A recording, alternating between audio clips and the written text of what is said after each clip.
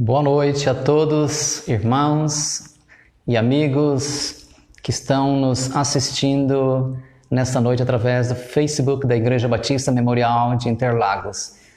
Eu sou o pastor Gilson e gostaria de, neste momento, estar orando e logo após nós estaremos compartilhando da palavra de Deus, como sempre temos feito, desde que a crise do coronavírus tem se instalado em nosso país. Vamos orar então.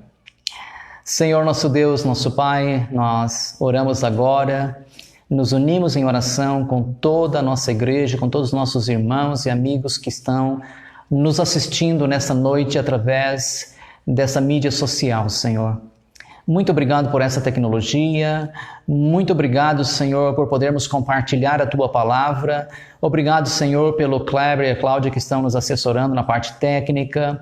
E também te louvamos porque sabemos que Teu Espírito Santo irá falar conosco através da Tua Palavra nesta noite, Senhor. Abre o nosso entendimento, abre o nosso coração de forma que nós possamos, Senhor, compreender aquilo que Tu queres transmitir às nossas vidas nesta noite. Nós oramos em nome de Jesus. Amém. Amém, queridos. Antes de mais nada, nós não podemos ter assim o retorno, mas gostaria de perguntar como que vocês estão aí em suas casas. Nós temos nos reunido todas as noites às 9 horas para orarmos e esta é vou usar a palavra corrente de oração, né, que está sendo feita, eu creio que em muitos lugares onde se fala a língua portuguesa, né, tem se espalhado pela internet e isso é muito bom. E nós temos feito isso e nos sentimos confortados e animados também. Então, gostaria de encorajar a todos para continuarmos às 9 horas da noite orando e intercedendo a Deus por todos os países, por todos os governantes, especialmente pelas equipes médicas, pelas forças de segurança que estão trabalhando muito nesse momento para poder fazer alguma coisa em favor daquelas pessoas que já foram contaminadas pelo vírus. Então oremos por eles, oremos pelos missionários, oremos pelas autoridades, oremos uns pelos outros. Também gostaria de dizer que hoje nós transmitimos através do WhatsApp que você pode ligar para nós se você precisar orar, se você precisar compartilhar uma necessidade, qualquer coisa que você precisar, ou até mesmo conversar um pouco, se você está isolado em sua casa e não tem com quem conversar. Nós disponibilizamos lá o telefone do pastor Carlos, da irmã Valéria, da irmã Patrícia, da irmã Rosângela, o meu telefone também. Então, especialmente durante a tarde, das 2 até as 5 horas, você pode ligar para qualquer uma dessas pessoas para poder conversar, tirar uma dúvida, compartilhar uma necessidade, qualquer coisa que você sinta que deva conversar com a gente, nós estamos à disposição. Porém, se você tiver uma emergência, ligue para mim, pastor Gilson, qualquer hora do dia ou da noite que nós vamos procurar ajudar da melhor maneira possível. Combinados assim? Amém? Gostaria de poder dar um abraço em todos vocês e como nós sempre fazemos nos domingos, como sempre fazemos nas quinta-feiras à noite. E esse abraço vai online hoje, ok? E eu recebo aí o seu abraço também, em nome de Jesus. Queridos, nós vamos nessa noite falar um pouco sobre o Salmo 30. Salmo 30, verso 1 ao verso 3. É um salmo que eu já compartilhei numa quinta-feira à noite na igreja, mas devido à sua proximidade com o que nós estamos vivendo, eu gostaria de mais uma vez fazer menção desse salmo, tendo em vista que a palavra de Deus também se renova a cada dia, né? Então nós podemos sempre nos alimentar da palavra de Deus. Então diz o Salmo 30, verso 1 ao 3: Eu te exaltarei, Senhor, pois tu me reergueste e não deixaste que os meus inimigos se divertissem à minha custa. Senhor meu Deus, a ti clamei por socorro e tu me curaste. Senhor, tiraste-me da sepultura, prestes a descer a cova, devolveste-me a vida. Que Deus possa nos abençoar neste momento ao falarmos da sua palavra. No seu livro Não Tema Nenhum Mal, o autor Natan Sharansky, o notável dissidente judeu que mais tarde iria se tornar membro do parlamento israelense, conta como o livro de Salmos salvou a sua vida durante os 9 longos anos que ele foi prisioneiro da KGB na antiga União Soviética. Ele passou mais de 9 anos em uma cela úmida, em uma cela de punição que era, na verdade, um quarto no porão. Era um local frio, um local úmido, de aproximadamente 4 metros quadrados apenas. Numa constante batalha de vontade com as autoridades soviéticas, ele enfrentou greves de fome, enfrentou incontáveis horas de interrogação. Seu único pertence e companheiro naquela cela de prisão durante aqueles anos difíceis era um livro de salmos que lhe foi dado de presente pela sua esposa Avital. Embora ele não fosse um homem particularmente religioso, ele começou a ler os salmos e até mesmo a memorizá-los. Como vocês devem imaginar, uma pessoa na prisão tem tempo para bastante coisa, inclusive para decorar textos como os da Bíblia, né? E, para sua surpresa, ele encontrou uma grande afinidade entre a sua experiência como prisioneiro e as aflições articuladas por muitos dos salmistas. As orações de lamento do salmista tornaram-se suas e a sua esperança de libertação tornou-se um raio de luz dentro daquela cela. Depois de 9 anos de prisão, de várias confiscações do seu livro de salmos e relutantes devoluções, ele foi finalmente transportado para um aeroporto para um aeroporto fora da cidade de Moscou, para uma viagem para a Alemanha Ocidental, que hoje já não existe mais, a Alemanha está unificada, né? E então para a liberdade.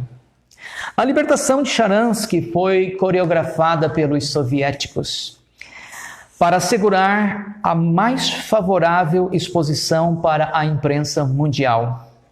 Um carro oficial levou-o até o aeroporto de Bykovo e depois para um avião no final do aeroporto. Os fotógrafos estavam no local quando ele saiu do carro e ele estava agora a minutos da liberdade. E também no fim de seus 9 e longos anos de prisão e de sofrimento.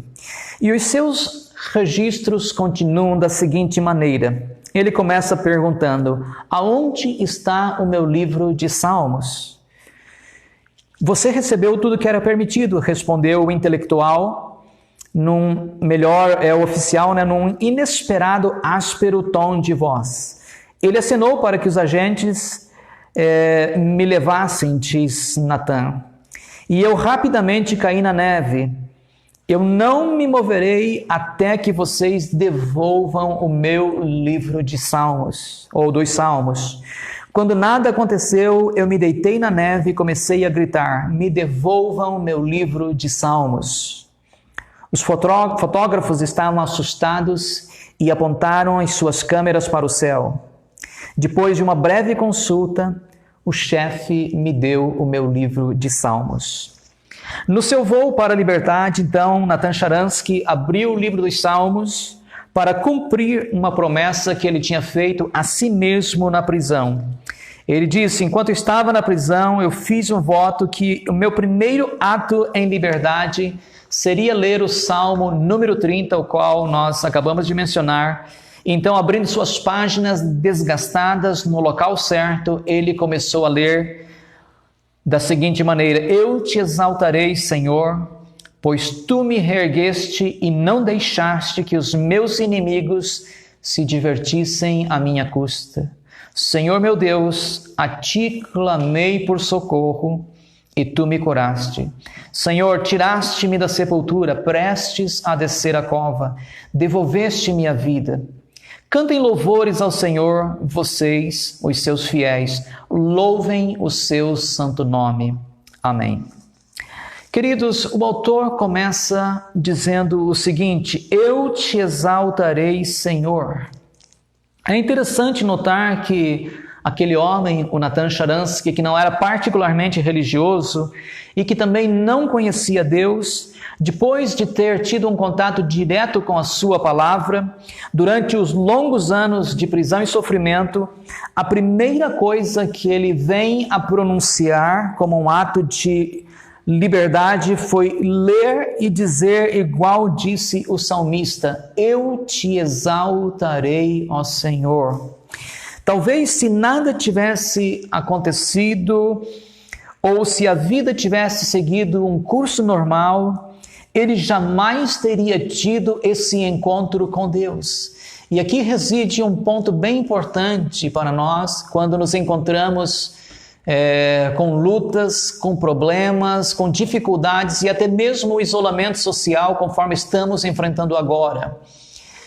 Nesse momento que nós podemos ter uma das melhores experiências com Deus, uma experiência mais profunda, uma experiência de maior enraizamento, porque é exatamente nesses momentos que Deus se revela a nós de uma maneira mais poderosa, de uma maneira mais profunda, de uma maneira que nós podemos olhar e dizer: olha, se não fosse o Senhor, eu não teria saído dessa. Se não fosse o Senhor, eu não teria escapado. Se não fosse o Senhor, a minha vida não teria sido salva. E foi por isso que o salmista então disse, em primeiro lugar: eu te louvarei, ó Senhor.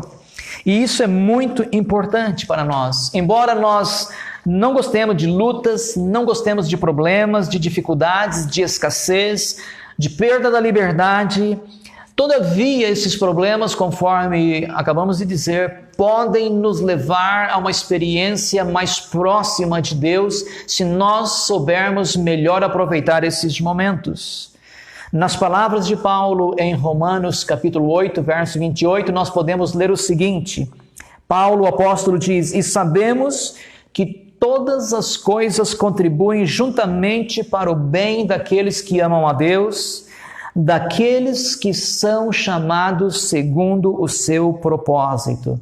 Então, amados, se todas as coisas cooperam para o bem, ou se, por exemplo, outras versões dizem, e sabemos que Deus age em todas as coisas para o bem, então se isso realmente acontece, se isso é a palavra de Deus, e nós cremos que é, então, até mesmo nesse momento, Deus está fazendo com que tudo contribua para o nosso bem. Isso eu sei que é difícil de entender, é difícil de assimilar, mas é por isso que nós falamos muito sobre a fé, porque a fé transcende a questão da nossa razão. Coisas que nós não entendemos com a nossa mente, nós damos crédito a Deus pela fé, porque sabemos que Ele está no controle de todas as coisas, e por isso nós então podemos dizer, conforme disse o salmista: eu te exaltarei, Senhor, mesmo em meio das grandes dificuldades que o salmista estava enfrentando. Em segundo lugar, o salmista diz o seguinte: pois tu me reergueste e não deixaste que os meus inimigos se divertissem à minha custa. O salmista estava prostrado, provavelmente com uma doença mortal. Nós não sabemos claramente porque ele não nos informa essa questão, mas sabemos que ele estava correndo risco de morte. Ele estava, como nós dizemos no nosso português, com o pé na cova. E juntando-se a isso, um grupo de inimigos estavam torcendo pela sua morte, acreditando que ele não se levantaria mais, que ele não subiria mais ao poder, porque ele era o rei de Israel, que ele não exerceria mais uma posição de comando, que ele jamais voltaria a caminhar com a multidão que ia à casa de Deus ou coisas semelhantes. Então havia esses dois lados que pesavam fortemente contra ele. Por um lado havia a enfermidade, que era mortal, e por outro lado havia os inimigos que estavam, como se diz, cruzando os dedos, desejando o seu mal. Então, amados, é nesse momento que Deus intervém na sua história, é nesse momento que Deus se revela forte e poderoso para ele, é nesse momento que Deus chega mais perto dele e reergue ele, levanta ele outra vez e prova para os seus inimigos que Deus está no controle, que Ele tem o controle de nossas vidas e que Ele cuida de cada um dos nossos passos. E por isso, amados, nós não devemos temer. Quando Deus inspirou o salmista para registrar isso, e que isso viesse a se tornar parte da Bíblia Sagrada, que é o nosso manual de fé, Deus tinha a intenção de que essa história, que esse testemunho estivesse vivo hoje para nos confortar, para nos animar, para nos encorajar, para mostrar que Deus continua sendo o nosso Deus, o Deus do fraco, o Deus do oprimido, o Deus daquele que está em dificuldades, que está em problema, daquele que perdeu as esperanças. Deus está dizendo: eu sou o teu Deus. E por isso o salmista diz assim: pois tu me reergueste, tu me levantaste e não deixaste que os meus inimigos se divertissem à minha custa. Então, amados, confiemos no Senhor, porque com certeza Ele vai nos levantar, Ele vai nos reerguer. No tempo certo, determinado por Deus, nós voltaremos a nos reunir, nós sairemos do isolamento social, nós teremos nossas reuniões de confraternização, de comunhão, nós teremos nossos cultos de louvor e adoração outra vez, poderemos abraçar um ao outro. Se você está nos ouvindo e nunca esteve em nossa igreja, todos os domingos, às 10 horas, nós temos um café de comunhão que é feito em frente ao templo. Tem uma área não muito grande, mas suficiente para comportar bastante pessoas, para nós tomarmos café, tomarmos chá, comermos bolo, tortas e tantas outras coisas que aquela equipe maravilhosa de irmãs sempre prepara. Então, quando Deus permitir, nós vamos voltar a fazer isso com maior intensidade ainda, porque o Senhor vai nos reerguer, o Senhor vai nos levantar, nós sairemos deste isolamento social que estamos vivendo neste momento. Em terceiro lugar, versos 2 e 3 do Salmo 30, o salmista diz: Senhor meu Deus, clamei a Ti e Tu, clamei a Ti e Tu me sarastes. Senhor, fizeste subir a minha alma da sepultura. Conservaste-me a vida para que eu não descesse ao abismo. É bem provável que aquelas pessoas que estão sentindo mais intensamente o momento que nós estamos vivendo, por exemplo, pessoas que têm familiares que foram infectadas, ou pessoas que perderam familiares, ou que ainda estão preocupadas. Hoje nós recebemos a notícia através de meios oficiais de comunicação, como a BBC News e também o portal G1, de que o número de infectados dobrou na última semana, passou para 1 milhão de infectados em todo o mundo. Então esses números são alarmantes e quem sabe alguém esteja preocupado, muito preocupado de fato, conforme o salmista diz aqui: Senhor, meu Deus, clamei a Ti, Tu me saraste. Senhor, fizeste-me subir, ou melhor, fizeste subir a minha alma da sepultura. Ele já se considerava morto. Ele diz: conservaste minha vida para que eu não descesse ao abismo. Ou seja, ele estava muito doente, muito enfermo e provavelmente a morte era certa, mas Deus interveio na sua história. E isso faz nos lembrar de uma outra história muito importante que vocês que leem a Bíblia e conhecem o Evangelho há mais tempo vão se lembrar, que é a história do rei Ezequias. Está registrada lá em Isaías capítulo 38, verso 1. Nós lemos lá o seguinte: naqueles dias Ezequias ficou doente, à beira da morte. O profeta Isaías, filho de Amós, foi visitá-lo. Ele disse: assim diz o Senhor, põe a tua casa em ordem, porque você vai morrer, você não vai se recuperar. Imaginem que mensagem dura, que mensagem difícil para ele. E nós sabemos que esta é a mensagem que muitas pessoas têm recebido através dessa situação, desse momento, ao receberem o diagnóstico de que estão testando positivas para o coronavírus.